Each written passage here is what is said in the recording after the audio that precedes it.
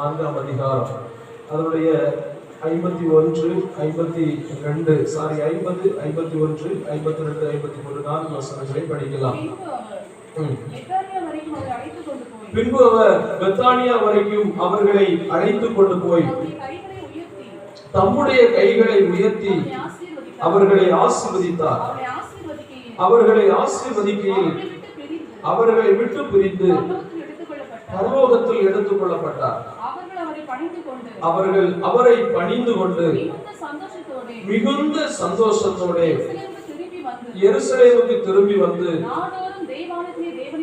நாடோறும் அல்லது நாள்தோறும் தேவாலயத்திலே தேவனை புகழ்ந்து துதித்துக் கொண்டிருந்தார்கள். ஆமென். ஆண்டவர் தந்த நல்ல வார்த்தைக்காக நாம் எல்லாரும் கரங்களை உயர்த்தி கர்த்தரை நாம் ஸ்தோத்திரம் பண்ணுவோம். ஸ்தோத்திரம் ஸ்தோத்திரம் ஸ்தோத்திரம் ஸ்தோத்திரம் ஸ்தோத்திரம் ஸ்தோத்திரம் ஸ்தோத்திரம் ஸ்தோத்திரம் ஸ்தோத்திரம் ஸ்தோத்திரம். Praise the lord. ஹல்லேலூயா. ஆண்டவராகிய இயேசு கிறிஸ்து இந்த உலகத்திலிருந்து அவருடைய வேலையை முடித்து மரத்துக்கு எடுத்துக் கொள்ளப்படுகிற நேரத்தில் 500க்கும் அதிகமானவர்களுக்கு ஒரே நேரத்தில் தரிசனமாகிறார். அந்த 500க்கும் அதிகமானவர்களுக்கு அங்கே அவர் ஒரு சில பிரமாணங்களை கட்டளைகளை கொடுத்தார். அது மத்தேயு எழுதின சுவிசேஷம் 28 கடைசியில, லூக்கா எழுதின சுவிசேஷம் கடைசி பகுதிகளில ஆமென் நாம் குறிப்பாக வாசிக்கின்றோம். மார்க்கு சுவிசேஷத்தின் கடைசி பகுதிகளிலும் உண்டு. சில விதமான கட்டளைகள் பிரமாணங்கள் கொடுத்தார். அதுல பிரதானமான ஒன்று, நீங்கள் எருசலேமை விட்டு போகாமல் என் பிதாவின் வாக்குத்தத்தம் நிறைவேறுகிறது வரைக்கும் அங்கே என்ன செய்யுங்கள், காத்திருங்கள் என்று ஒரு மாறாத கட்டளை கொடுத்தார். இன்னும் அவை நீங்கள் புறப்பட்டு போய் சகல ஜாதிகளையும் சீசராக்கி பிதா குமார் பரிசுத்தாவின் நாமத்தில் அவர்களுக்கு ஞானஸ்நானம் கொடுக்க வேண்டும் என்று கட்டளை கொடுத்தார். வியாதியஸ்தர்களை சுகமாக்குங்கள் என்று கட்டளை கொடுத்தார்.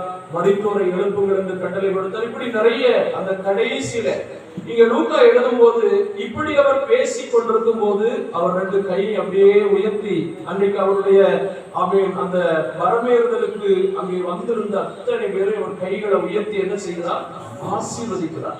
அவர் ஆசீர்வதித்துக் கொண்டு இருக்கும் போது அப்படியே அவர்களை விட்டு பிரித்து அவர் என்ன செய்கிறார், அவர்களுடைய கண்களுக்கு முன்பதாக இயேசு இப்படி எடுத்துக்கொள்ளப்படுகிற நேரத்துல அவர்கள் அவரை பணிந்து கொண்டார்கள். அவரை பணிந்து கொண்டு அந்த கற்பனைகளுக்கும் கட்டளைகளுக்கும் கீழ்ப்படிந்து அவர்கள் நேர அப்படியே அவங்க எங்க வருகிறார்கள் தெரியுமா, எருசலேமில் வந்து இங்க ஒரு வசனத்தை குறித்து படிக்கின்றோம். 53வது வசனத்துல கடைசியை படித்தோம். நாள்தோறும் தேவாலயத்தில் தேவனை புகழ்ந்து துதித்துக் கொண்டே இருந்தார்கள் என்று சொல்லி படிக்கிறோம். ஸ்தோத்திரம். அல்லேலூயா. தேவாலயத்துல ஒவ்வொரு நாளும் அவர்கள் வந்து ஆண்டவரை துதித்து ஆண்டவரை மகிமைப்படுத்திக் கொண்டு இருந்தார்கள் என்று சொல்லி நம்ம படிக்கிறோம். கர்த்தருடைய பிள்ளைகளே, கர்த்தருடைய ஆலயம் என்று சொல்லுவது, தேவ சமூகம் என்று சொல்லுவது, தேவனுடைய பாதம் என்று சொல்லுவது, அது ஒரு நாளும் ஒருபோதும் ஒரு தெய்வ பிள்ளைகளுக்கும் மறக்கப்படக்கூடிய ஸ்தலமாகவோ மறந்து போகக்கூடிய இடமாகவோ அது நமக்கு மாறவே கூடாது. தாவீது பக்தன் ஆண்டவரிடத்துல ஒரு வார்த்தையை கேட்டார். ஆண்டவரிடத்துல கேட்டது ஒரு காரியம், கர்த்தரிடத்தில் ஒன்றை நான் கேட்டேன், அதையே நான் நாடுவேன், வேற ஒன்றும் கிடையாது. என் ஜீவனுள்ள நாளெல்லாம் கர்த்தருடைய ஆலயத்தில் நான் என்ன செய்யணும், தங்கி இருக்கேன். கர்த்தருடைய ஆலயத்தில் நான் தங்கி இருப்பதையே நான் கேட்டேன், ஒன்றை கேட்டேன், அதையே நான் என்ன செய்வேன், நாட போகின்றேன், அதையே நான் கைக்கொள்ள போகின்றேன். பாருங்கள், ஜெபத்துல கேட்கிற அந்த ஜெபத்தில் ஆண்டவரிடத்தில் கேட்கிற அந்த வாஞ்சையை பாருங்க. ஆண்டவர் எனக்கு வேற ஒண்ணும் வேண்டாம், வேற எதுவும் வேண்டாம். அவர் ராஜாவா இருக்கிறார், ராஜ பதவி இருக்கிறது, இஸ்ரவேல் ஜனங்களை ஆட்சி புரிந்து கொண்டிருக்கிறார். அப்போதும் அவருக்கு ஒரு ஆசை, ஆண்டவரே நான் கர்த்தருடைய ஆலயத்துக்கு வரணும், கர்த்தருடைய ஆலயத்துல நான் தங்கி இருக்கணும், அங்க இருந்து கொண்டு வேதத்தை நான் ஆராய்ச்சி செய்து கொண்டே இருக்கணும், வேத மகத்துவங்களை ஆராய்ச்சி பண்ணி கொண்டே இருக்கணும், உங்களுடைய கிருபைகளை பற்றி நான் யோசித்துக் கொண்டே இருக்கணும். என் ஜீவனுள்ள நான் மட்டும் நான் கர்த்தருடைய ஆலயத்தில் என்ன செய்வேன், தங்கி இருப்பதையே நான் நாடுவேன் அப்படின்னு.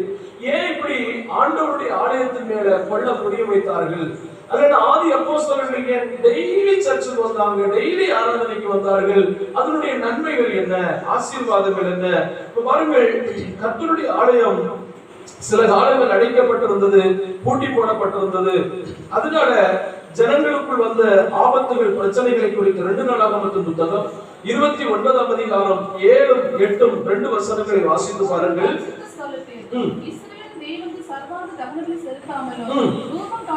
செலுத்தாமலும் தூபம் காட்டாமலும் விளக்குகளை அணைத்து போட்டு மண்டபத்தின் கதவுகளையும் பூட்டி போட்டார்கள். என்ன நடந்தது? ஆகையால் கர்த்தருடைய கடும் கோபம் யூதாவின் மேலும் எருசலேமின் மேலும் வந்தது. அவர் இவர்களை நீங்கள் உங்கள் கண்களினால் காண்கிறபடி துயரத்திற்கும் திகைப்பிற்கும் படிப்புக்கும் ஒப்பு கொடுத்தார். இதோ இது நிமித்தம் நம்முடைய பிதாக்கள் பட்டயத்தினால் விழுந்தார்கள். நம்முடைய குமாரனும் நம்முடைய குமாரத்திகளும் நம்முடைய மனைவிகளும் சிறையிருப்பில் அகப்பட்டார்கள். இப்போது இஸ்ரவேலின் தேவனாகிய கர்த்தருடைய உக்கிர கோபம் நம்மை விட்டு திரும்பும்படிக்கு அவரோட உடன்படிக்கை பண்ண என் மனதிலே நிர்ணயம் பண்ணிக்கொண்டேன். என் குமாரரே, இப்பொழுது எனவே இப்பொழுது நீங்கள் அசதியாகிறாதீர்கள். நீங்கள் கர்த்தருக்கு பணிவிடை செய்யும்படி அவருக்கு முன்பாக நிற்கவும் அவருக்கு ஊழியம் செய்கிறவர்களும் தூபம் காட்டுகிறவர்களுமாய் இருக்கவும் உங்களை அவர் தெரிந்து கொண்டாரே என்று சொல்லி நாம் இங்கே படிக்கிறோம். ஸ்தோத்திரம், அல்லேலூயா. பாருங்கள், ராஜாக்கள் ஆட்சி புரிந்து வந்த காலத்துல இந்த எசேக்கியாவுக்கு முந்தைய ராஜா ஆட்சி நடத்தி கொண்டிருக்கும் போது கர்த்தருடைய ஆலயங்களை, மண்டப கதவுகளை, பலி செலுத்துகிறதை, தூபம் காட்டுகிறதை அத்தனை நிறுத்திவிட்டார்கள். ஆலயம் அடைபட்டு கிடந்தது, ஆலயம் பூட்டப்பட்டு கிடந்தது. ஜனங்கள் ஆலயத்துக்கு வர முடியாதபடிக்கு, ஆராதனை செய்ய முடியாதபடிக்கு, தூபம் காட்ட முடியாதபடிக்கு, கர்த்தரை மகிமைப்படுத்த முடியாதபடிக்கு ஒரு நிர்பந்த நிலைமை ராஜாக்களால் ஏற்படுத்தப்பட்டது. ஜனங்கள் ஆமென் இதனால் எவ்வளவோ பிரச்சனைக்குள் மாறினார்கள். கர்த்தருடைய ஆலயம் அடைக்கப்பட்டு கிடந்ததுனால ஆண்டவர் இங்கே கடும் கோபம் கொண்டார் என்றும், பிதாக்கள் பட்டயத்தினால் விழுந்தார்கள் என்றும், ஸ்திரீகள் சிறையிருப்புக்கு அகப்பட்டார்கள் என்றும், நிந்தை வந்ததென்றும், படிப்புக்கு இடம் கொடுத்தார் என்றும், இப்படி பயங்கரமான கொடுமை உள்ள சூழ்நிலை தேசத்தில் வந்தது என்று சொல்லி அன்றைக்கு எசேக்கியா ராஜா இதை புத்திபூர்வமாய் கர்த்தருக்கு முன்பதாக அறிந்து கொண்டார். அப்போ அறிந்து கொண்டு மனதில் ஒரு நிர்ணயம் பண்ணி இனியும் ஆலயம் அடைபட்டு கிடக்கக்கூடாது, இனியும் ஆலய கதவுகள் திறக்காமல் கிடக்கக்கூடாது, இன்னும் தூபபீடங்கள் தூபத்தால் நிரப்பப்படாமல் கிடக்கக்கூடாது, அவன் பலிபீடத்தில் பலி செலுத்தப்படாமல் நிறுத்தப்பட்டு கிடக்கக்கூடாது என்று சொல்லி அவன் துணிந்து அவன் ஆலய கதவை திறக்கவும், ஆராதனை செய்வதற்கு ஜனங்களுக்கு அழைப்பு கொடுக்கவும், அவர்களை கர்த்தர் ஏன் தெரிந்தெடுத்தார் என்ற உண்மையை அவர்களுக்கு வலியுறுத்துவதற்கும் அவன் முற்பட்டான். அவன் சொல்லுகிறான், என் குமாரரே, இப்பொழுது நீங்கள் அசதியாகிறாதீர்கள். ஏன்னா கர்த்தர் நம்மளை தெரிந்து கொண்டது கர்த்தருக்கு பணிவிடை செய்ய, 2 அவருக்கு முன்பாய் நிற்க, 3 அவருக்கு ஊழியம் செய்ய, 4 அவருக்கு தூபம் காட்டுவதற்கும் அவர் நம்மை என்ன செய்து கொண்டாரே? தெரிந்து கொண்டாரே. அப்படியானால் இதெல்லாம் செய்யப்பட வேண்டிய ஆலயம் எப்படி அடைக்கப்பட வேண்டும், ஆலயம் எப்படி பூட்டப்பட வேண்டும், ஆலயத்தை திறந்து சுத்திகரிக்க வேண்டும் என்று கர்த்தருக்கு முன்பதாக தீர்மானம் பண்ணினான். ஆலயத்தை திறந்தான். ஸ்தோத்திரம், அல்லேலூயா.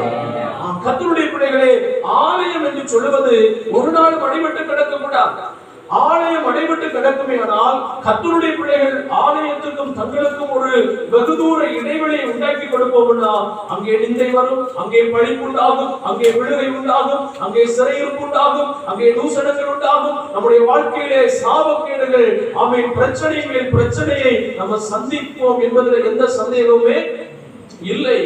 ஆமென். ஏனென்றால் நம்ம தேசங்களை முன்காலத்தில் நம்ம பார்க்கும் போது பாழாகவும், ஆமென், நிந்தையாகவும், அவமானங்களாம், தூஷணங்களாம் கடந்த இடத்துல எங்கெல்லாம் ஊழிய ஸ்தலங்கள் ஆரம்பிக்கப்பட்டதோ, எங்கெல்லாம் கர்த்தருடைய ஆலயங்கள் எழும்பினதோ அங்கெல்லாம் தேசம் மாறினது. பிரைஸ் தி லார்ட், அல்லேலூயா. தேசம் செழித்தது, பட்டணம் செழித்தது.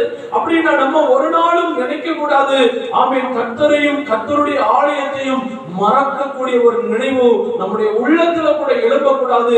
என்ன நெருக்கடிகள் இருந்தாலும், என்ன பிரச்சனைகள் இருந்தாலும், என்ன போராட்டங்கள் இருந்தாலும், ஆமென், நாம் அந்த வேலைகளை தாண்டும் போதாகணும், ஆண்டவருடைய ஆலயத்துல வரணும்.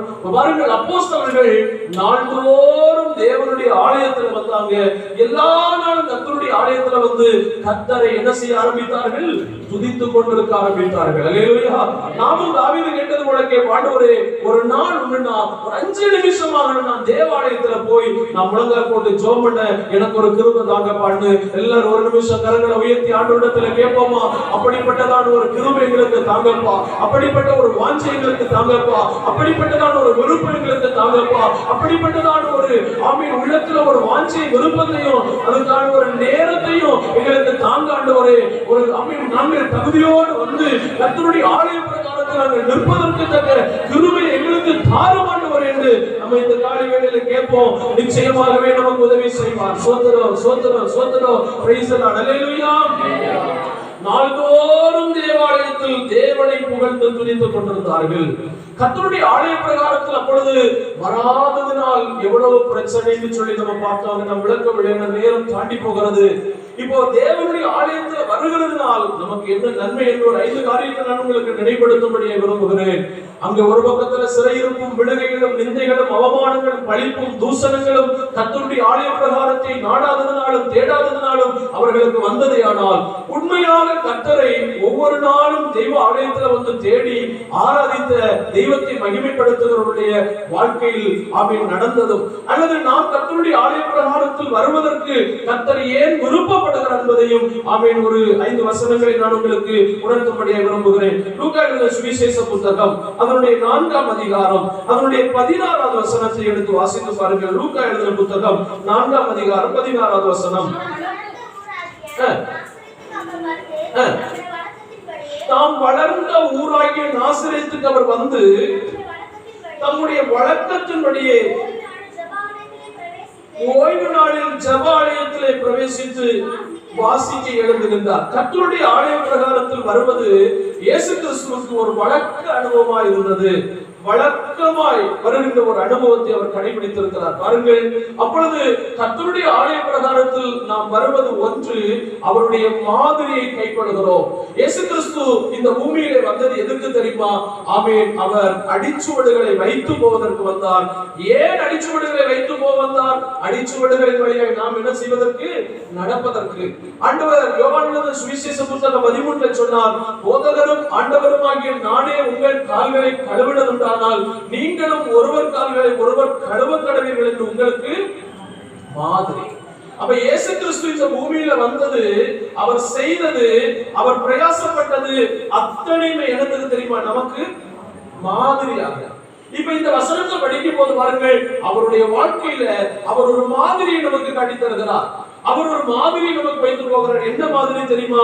தாம் வளர்ந்த ஊராகிய நாசரேத்துக்கு வந்து தம்முடைய வழக்கத்தின்படியே அவர் ஆலயத்துக்கு வருவது எப்பொழுது என்னதான் வைத்திருந்தார் தெரியுமா? ஒரு வழக்கமா வைத்திருந்தார். ஸ்தோத்திரம். அல்லேலூயா. வழக்கமா வைத்திருந்தார். கர்த்தருடைய பிள்ளைகளே, நாம் ஆலயத்துக்கு ஏன் வரணும் அப்படின்னு சொன்னா, கிறிஸ்து நமக்கு காட்டிய மாதிரியை நாம் என்ன செய்ய வேண்டும்? நிறைவேற்ற வேண்டும். அல்லேலூயா.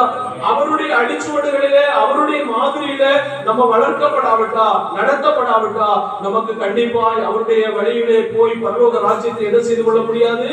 பிடித்துக் கொள்ள முடியாது. அப்போ கர்த்தருடைய ஆலயத்தை நாடுவதும் தேடுவதும் கர்த்தருக்கு ஆராதனை செய்வதும் கர்த்தருடைய பாதபீடத்தில் நாம் வருவதும் பணிவதும் அது ஒன்றாவது எதை காட்டுகிறது என்று சொன்னால், அவர் நமக்கு காட்டின மாதிரி நாம் அந்த மாதிரியை கடைபிடித்தே தீர வேண்டும். ஸ்தோத்திரம். அல்லேலூயா. 2, ஆண்டவருடைய ஆலய பிரகாரத்தில் வர வேண்டும் என்று சொல்வது கட்டளையை நிறைவேற்றுவதாகும். ஆமென். உபாகமத்தின் புத்தகம் அதனுடைய 16ஆம் அதிகாரம் 16வது வசனத்தை வாசித்து பாருங்கள். உபாகமத்தின் புத்தகம் 16:16.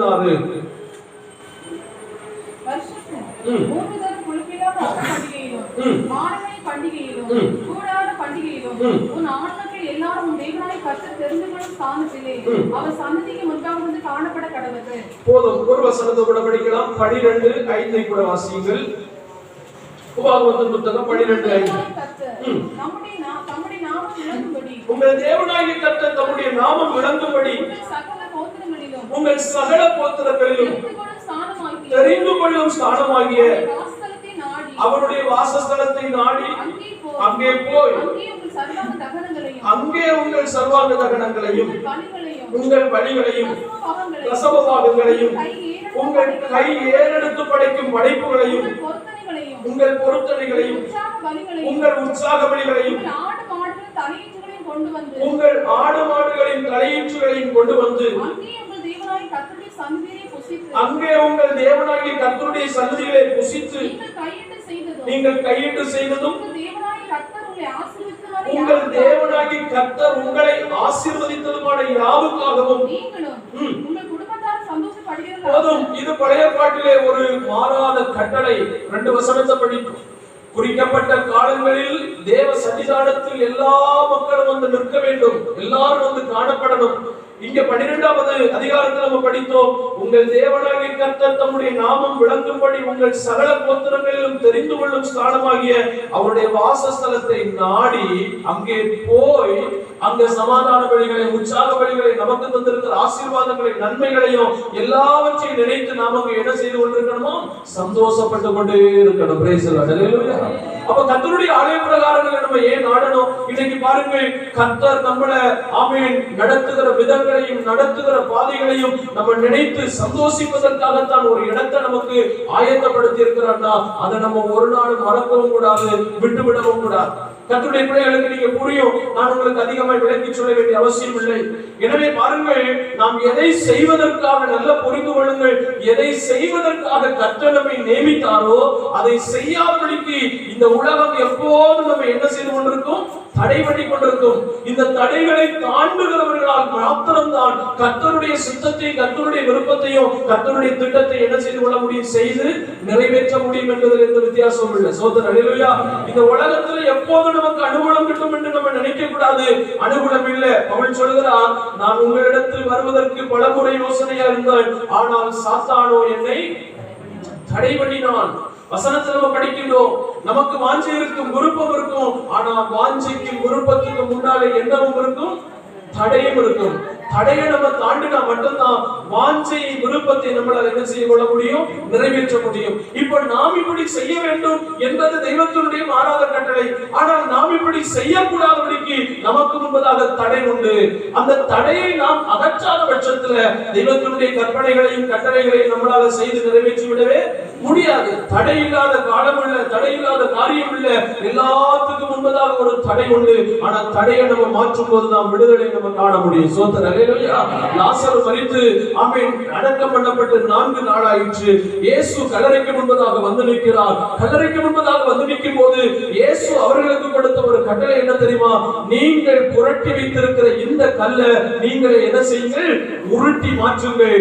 ஆமென். கல்லை மட்டும் இவங்க எடுக்காம விட்டுருந்தாங்கன்னா கண்டிப்பா லாசரு உயிரோடு எழுந்திருக்க மாட்டான். ஏன்னா அவங்கள்ட்ட ஆண்டவர் ஒரு வார்த்தை சொன்னார். கல்லறைக்கு முன்பதாக வந்து நிற்கும் போது சொல்லுகிறார், கல்லை நீங்க என்ன செய்யுங்க, புரட்டுங்க. நீங்க வைத்த கல்லை நீங்களே புரட்டணும். அதுபோல நம்ம எதுக்கெல்லாம் எல்லை குறித்து வைத்திருக்கிறோமோ, எதுக்கெல்லாம் நம்ம ஒரு வாஞ்சைக்கும் விருப்பத்துக்கு முன்னால ஒரு தடையை நம்ம வைத்திருக்கிறோமோ, இந்த தடைகளை நாம் தாண்டாத பட்சத்தில் கர்த்தர் நமக்குள்ள கிரியை செய்யவே முடியாது.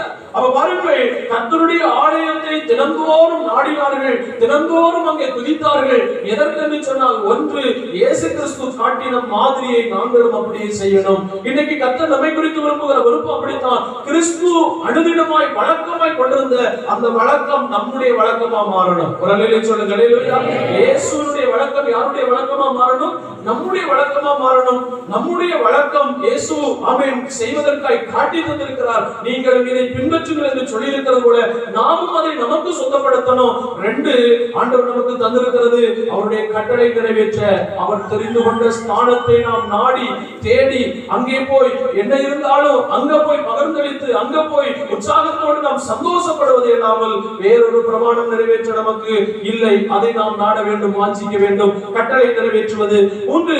ஏசாயா தீர்க்கதரிசனத்தின் புத்தகம் அதனுடைய 37ஆம் அதிகாரம் 14வது வசனத்தை வாசித்து பாருங்கள். ஏசாயா 37ஆம் அதிகாரம் நிருபத்தை வாங்கி வாசித்தான். கர்த்தருடைய ஆலயத்துக்கு போய் அதை கர்த்தருக்கு முன்பதாக விரித்தான். விரித்து கர்த்தரை நோக்கி, சேனைகளின் கர்த்தாவே, இஸ்ரவேலின் தேவனே, நீர் ஒருவரே பூமியின் ராஜ்யங்களுக்கெல்லாம் நீர் வானத்தை பூமியை உண்டாக்கினீர். உம்முடைய செவியை சாய்த்து கேளும் போது நமக்கு தெரிந்த விஷயம் நேரம் போகிறது. கடைசியா ஒரு வசனத்தை கூட படிங்க, 36வது வசனத்தை படிங்க. அப்பொழுது கர்த்தருடைய தூதன் புறப்பட்டு அசீரியருடைய பாளையத்தில் 1,80,000 பேரை என்ன செய்தான்? சங்கரித்தான். இப்ப பாருங்கள், ஏன் நம்ம கர்த்தருடைய ஆலயத்தை தேடணும் அப்படின்னு கேட்டா, மூன்றாவது, நம்முடைய எல்லா பிரச்சனைக்கும் தீர்வு கிடைக்கிற ஒரே ஒரு இடம். எந்த இடம்? கர்த்தருடைய ஆலயம். சோதரர் அல்லேலூயா. நல்ல உற்சாகத்தோட அல்லேலூயா சொல்லுங்க. அல்லேலூயா.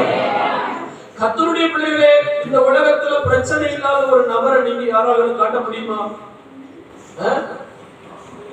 எல்லாரும் என்ன இருக்கிறீங்க? பிரச்சனை இல்லாத ஒரு நபர் உண்டா? சோதரர், ஒரு ஆலயத்துக்கு நான் பிரசங்கத்துக்கு அழைக்க போனேன், போகல.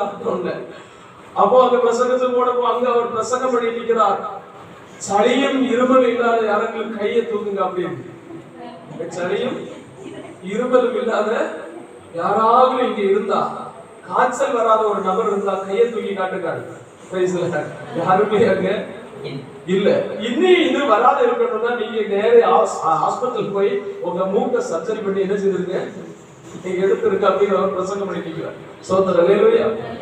அப்ப பிரச்சனை இல்லாத ஒரு நபர் இங்க இல்லவே. காய்ச்சல் வராத யாராவது உண்டா? எல்லாருக்கும் காய்ச்சல் வரும். ஜலதோஷம் வராத யாராவது உண்டா?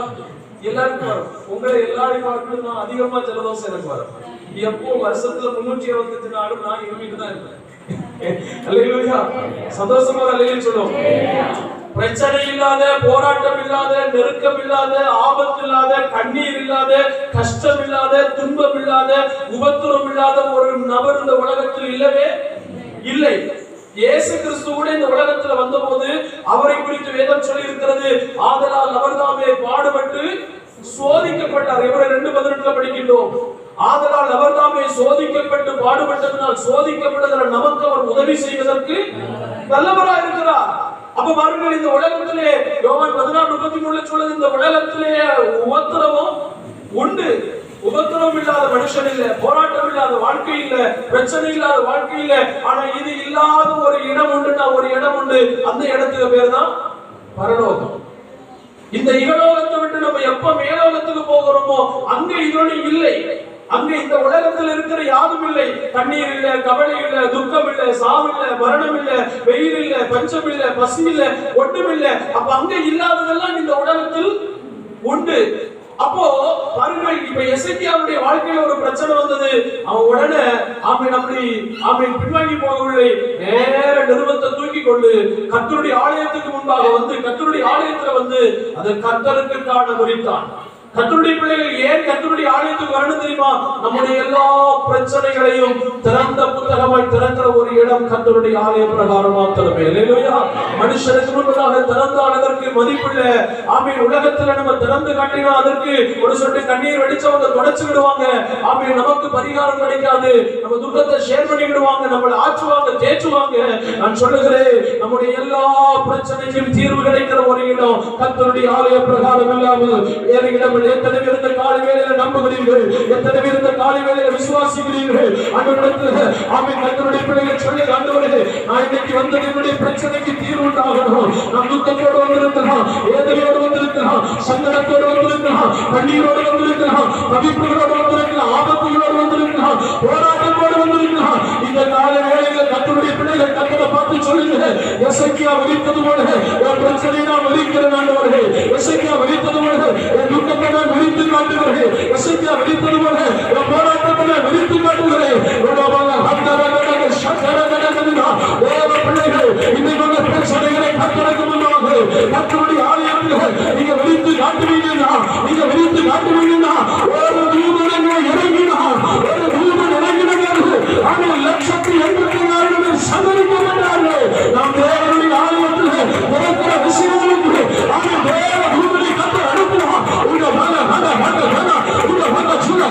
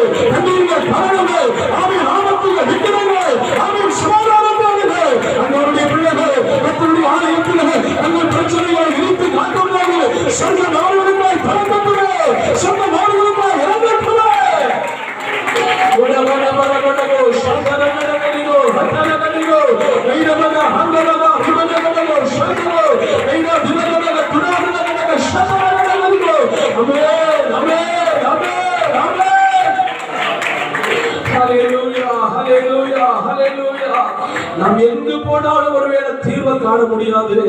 ஆனால் கர்த்தருடைய சமூகம் நமக்கு தீர்வுண்டாக்கும். பாருங்கள் கர்த்தருடைய பிள்ளைகளே, இந்த நாள் இக்கட்டினால், நெருக்கத்தினால், உபத்திரவத்தினால் பிரசவம் சமீபித்திருக்கிறது. ஆனால் பிரசவிக்கவோ பலனில்லை என்று சொல்லிக்கொண்டு ஆமென் கர்த்தருடைய ஆலய பிரகாரத்தில் வந்து ஆமென் கர்த்தருக்கு முன்பதாக தன்னுடைய பிரச்சனைகளை விதித்தவனுக்காக பரலோகம் ஒரு கட்டளை கொடுத்தது. ஒரு தூதன் போனால் போதும் 1,87,000 பேர் அன்னைக்கு பட்டு விழுந்தார்கள்.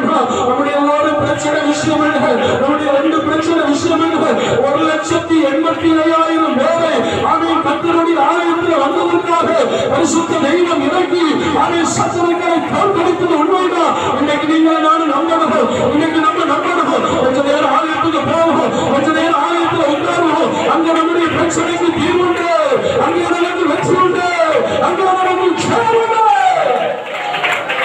Praise the Lord, praise the Lord, praise the Lord, praise the Lord. Hallelujah. 5-10 நிமிஷம் கூட எடுக்கிறேன், மன்னித்துக் கொள்ளுங்கள். பாருங்கள் கர்த்தருடைய பிள்ளைகளே, 1 மாதிரி நிறைவேற்றுவது, 2 கட்டளை நிறைவேற்றுவது, 3 கர்த்தருடைய ஆலயத்தில் பிரச்சனைக்கு தீர்வு கிடைக்கிறது. சோதனை ஹalleluya. எப்பேற்பட்ட பெரிய பிரச்சனைக்கு தீர்வு கிடைக்கிற ஒரு இடம் கர்த்தருடைய ஆலயம். அந்த காலத்துல எல்லாம் நம்ம எவ்வளவு நெருக்கம் இருந்தாலும் நம்ம உள்ளத்துல ஆவியான சொல்லுவார், கொஞ்ச நேரம் ஆலயத்துல போய் ஜெபம் பண்ணிட்டு வா. அதை நம்ம கடைபிடித்தோம். சோதனை ஹalleluya. கர்த்தருடைய ஆலயத்துல வந்தோம், யாரையும் பார்க்கவில்லை, நம்ம ஆலயத்துல வந்து முழங்கால் போட்டு ஜெபம் பண்ணோம். கர்த்தர் நமக்கு தீர்வு உண்டாக்கினார். பிரைஸ் தி லார்ட் ஹalleluya. அது நமக்கு குறைந்து போக கூடாது. 4 மீகா தீர்க்கதரிசனத்தின் புத்தகம் 4ஆம் அதிகாரம் 2வது வசனத்துல படிக்கும் போது கர்த்தருடைய ஆலயத்துல நம்ம ஏன் அனுதினமும் வர வேண்டும்? மீகா 4:2 நாம் கர்த்தருடைய பர்வதத்திற்கும் யாக்கோபின் தேவனுடைய ஆலயத்துக்கும் போவோம் வாருங்கள். அவர் தமது வழிகளை நமக்கு போதிப்பார். நாம் அவர் பாதைகளில் நடப்போம். 4 கர்த்தருடைய ஆலயத்தை ஏன் தேட வேண்டும், ஏன் நாட வேண்டும்? கர்த்தர் அங்கே நமக்கு வழிகளை போதித்து தருவார். சோதனை ஹalleluya. நாம் பாதை தெரியாமல், திசை தெரியாமல், நாம் எங்க போகணும், எங்க வரணும் இப்படின்னு ஒருவேளை ஆமென் தெரியாம வாழ்க்கையில அடுத்த கட்டத்துல நான் எங்க காலை வைக்க வேண்டும் என்று தெரியாமல் இருக்கிறதுக்கு கர்த்தருடைய ஆலய பிரகாரத்துல வந்தா கர்த்தர் அங்கே நமக்கு வழிகளை போதித்து தருவார். சோதனை ஹalleluya. அங்கே நம்மோடு பேசுவார். அங்கே பாருங்கள், அவர் நமக்கு போதிப்பார், அவர் வார்த்தை தருவார், வசனத்தை தருவார். ஏனென்றால் இஸ்ரவேலிலிருந்து, எருசலேமிலிருந்து, சீயோனிலிருந்து கர்த்தருடைய வேதம் புறப்படுமா. சோதனை ஆண்டவர் இப்பொழுது 4வது கர்த்தருடைய ஆலய பிரகாரத்தில் வந்தால் நம்முடைய வழிகளை நமக்கு போதித்து தருவார். 5 லூக்கா எழுதின சுவிசேஷம் அதனுடைய 2ஆம் அதிகாரம் 36-37 வசனங்களை வாசிக்கலாம். லூக்கா 2ஆம் அதிகாரம் 36-37 வசனங்கள்.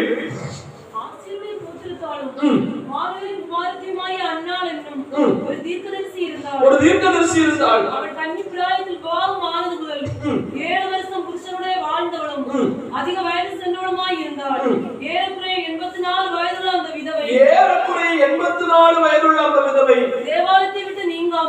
தேவாலயத்தை விட்டு நீங்காமல் இரவும் பகலும் உபவாசித்து ஜெபம் பண்ணி ஆராதனை செய்து கொண்டிருந்தாள். அவளும் அந்நேரத்திலே வந்து நின்று கர்த்தரை புகழ்ந்து எருசலேமிலே மீட்புண்டாக காத்திருந்த யாவருக்கும் அவரை குறித்து பேசினாள். சோதரம் ஹalleluya. பாருங்கள், ஏறக்குறைய 84 வயதான அந்த தாய் இரவும் பகலும் தேவனுடைய ஆலயத்தை விட்டு பிரியவில்லை. சோதரம் ஹalleluya. நமக்கு சில நேரங்கள் பிரிவு வருகிறது, நாம் குறிப்பிட்ட நேரங்கள் மாத்திரம் வந்து போகிறோம். ஆனா இங்க பாருங்கள், 84 வயசாகிறது. கொஞ்ச நாட்கள் தான் உலக பிரகாரமான வாழ்க்கை. அதை வாழ்த்து முடித்த உடனே அவர்கள் தெரிந்து கொண்ட ஒரு இடம், அவர்களுக்கு சமாதானம் கிடைத்த இடம், அவர்களுக்கு சந்தோஷம் உண்டாக்குற இடம், அவர்களுக்கு பாதுகாப்பு உண்டான ஒரு இடம் கர்த்தருடைய ஆலய பிரகாரம். சோதரம் ஹalleluya. அங்கேயே அவங்க அதை சந்தோஷமாய் தெரிந்தெடுத்து ஜெபம் பண்ணி உபவாசித்து இரவும் பகலும் ஆண்டவருக்கு ஆராதனை செய்து கொண்டு வந்தார்கள். இயேசு கிறிஸ்து பிறந்தது அநேகருக்கு வெளிப்பாடு. நியாயப்பிரமாணத்துல ஆயிரக்கணக்கான தீர்க்கதரிசனங்கள் உரைக்கப்பட்டது. இப்படிப்பட்ட ஆமீன் ஒரு மேசியா பிறப்பா, ஒரு கன்னி கர்ப்பவதியாகி ஆமீன் பிறக்கிற அவர்தான் இயேசு கிறிஸ்து என்று எத்தனையோ ஆண்டுகளாக யூத ஆமீன் குருக்களுடைய கைகளிலே ஆமென் சுமந்து வந்த புத்தகங்கள், இந்த தீர்க்க தரிசனங்கள் எல்லாருக்கும் மறைவா இருந்தது. ஒரு சிலருக்கு மாத்திரமே இவர்தான் மேசியா என்று கண்டுகொள்ள முடிந்தது. ஆனால் இந்த பாருங்கள், 84 வயதாகி ஆலயத்தை விட்டு பிரியாம இருந்த அவளுக்கு அடையாளம் சரியா புரிந்தது. இவர்தான் வரப்போகிற இயேசு கிறிஸ்து. சோதரம் அல்லேலூயா. அவளும் அந்த நேரத்தில் வந்து நின்று அவரை குறித்து என்ன செய்தாலாம்? புகழ்ந்து பேசினாள். சோதரம் அல்லேலூயா. இப்ப கடைசியாக கர்த்தருடைய ஆலய பிரகாரத்துக்கு நம்ம ஏன் வரணும்னா, நம்முடைய மேசியாவை நம்ம தரிசிக்கணும்னா கர்த்தருடைய ஆலய பிரகாரத்துக்கு நம்ம வரணும். சோதரம் அல்லேலூயா. நாம் இங்கே வருவோமேயானால் கர்த்தர் நமக்கு அங்கே வெளிப்படுவார். நாம் கர்த்தரோடு பேசலாம், கர்த்தரை குறித்து புகழ்ந்து பேசலாம், கர்த்தரோடு கூட மகிழ்ச்சியா இருக்கலாம். ஒருவேளை வீட்டில் அந்த ஆனந்த வாக்கியம் கிடைக்காது, என்னதான் நம்ம ஜெபம் பண்ணினாலும் ஆலயத்தில் ஆராதிக்கிறது போல ஒரு ஆராதனை நமக்கு வீடுகளில் செய்ய முடியாது. சோதரம் அல்லேலூயா.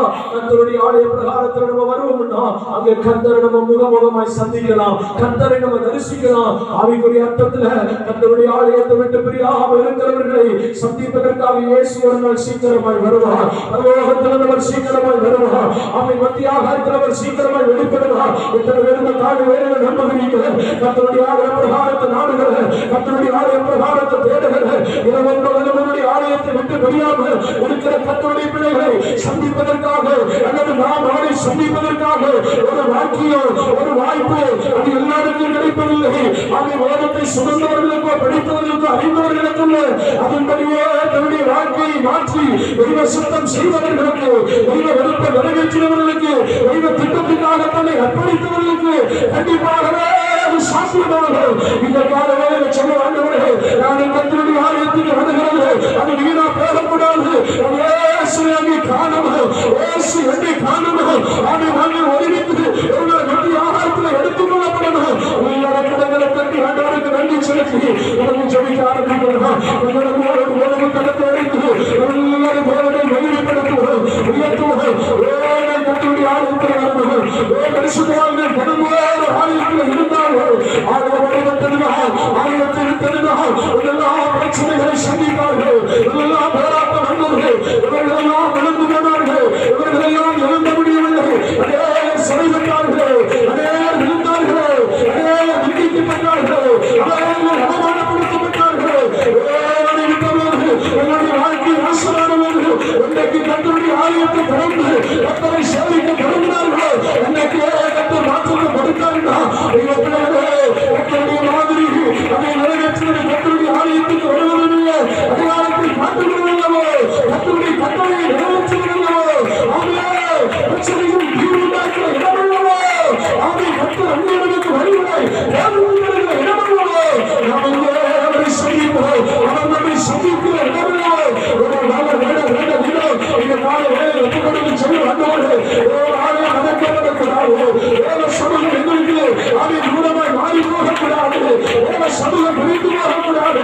வேலை சமூகத்துக்கு எங்களுக்கு ஒரு நெருக்கமான உறவு வேணும். கர்த்தருடைய ஆலயத்துக்கு எங்களுக்கு ஒரு நெருக்கமான உறவு வேணும். ஆமை ஒரு நாள் மனிதனை மறக்காமல் எல்லா நாளும் மனிதனை பிடித்துக் கொள்ள கர்த்தர்களுக்கு கிருபை செய்கிறார்கள்.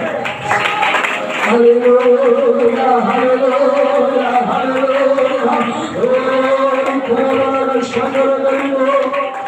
Hallelujah, hallelujah. Oh, nadi chalakadalo, nadi chalakadalo, nadi chalakadalo. Devani naalayame, parisutha aalayame, mahimai naalayame, naame alayame. Devani naalayame, parisutha aalayame, mahimai. Oh,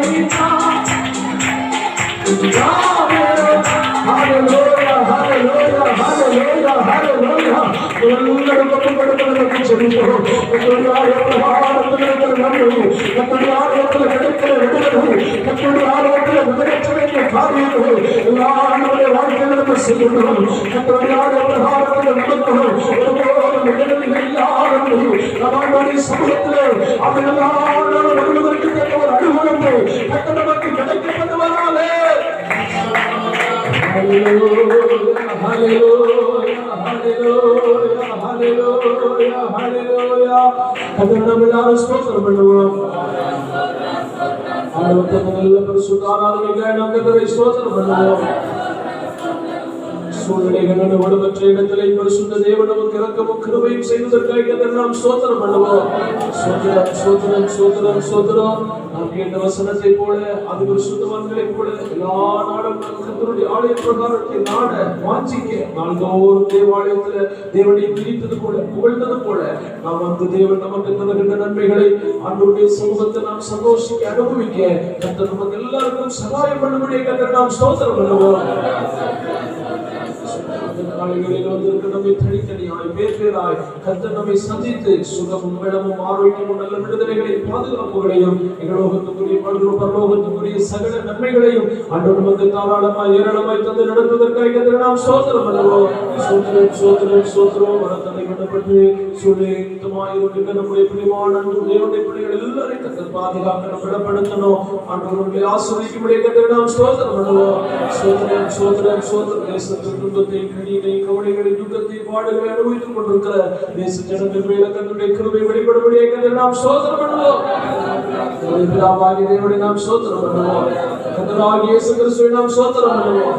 பரிசுத்த ஆவியானவரை நாம் ஸ்தோத்திரம் பண்ணுவோம். மகா பரிசுத்த மொழியை நிறைந்ததான அன்பின் பரலோக பிதாவே, ஆசீர்வதிக்கப்பட்டதான இந்த நல்ல காலைகளுக்காக நாங்கள் உமக்கு நன்றி செலுத்துகிறோம்.